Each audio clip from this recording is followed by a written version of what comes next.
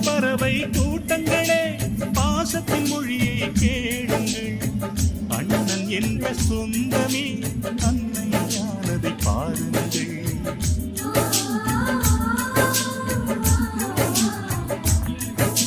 சிலுவைகளை நீ சுமந்து மாலைகள் எமக்கு சூட்டினாய். சிறகடிக்கும் பறவைக்கெல்லாம் வானத்தை போல